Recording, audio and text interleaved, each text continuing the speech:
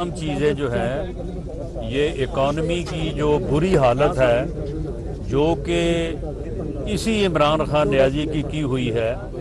भट्टा जो मुल्क का बैठा है, आप देखें कि 31 जुलाई 2018 को मुल्क कहाँ था और जब इसने छोड़ा है तो उस वक्त जो है वो कहाँ था, और जो इसका मुआहदा IMF के साथ है उसे पूरा करते करते करते हम कहाँ तक पहुँच गए हैं।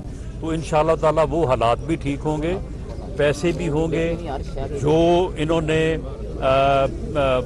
तालिबान को, दहशत गर्दों को आने की छुट्टी दी, उस वजह से जो हालात ख़राब हुए वो भी ठीक होंगे इंशाअल्लाह। और उसके साथ साथ एक बुनियादी चीज़ ये है कि पाकिस्तान का आइन ये करार देता है कि मुल्क में इलेक्शन जो है वो इकट्ठे होने चाहिए, तमाम असम्बलीज़ के एक ही वक्त में होने चाहिए और अंडर केयर टेकर सेटअप होने चाहिए। 8 अक्टूबर को इंशाअल्लाह ताला चारों सूबाई और कौमी असम्बली के इलेक्शन इकट्ठे होंगे और केयर टेकर सेटअप के तहत होंगे।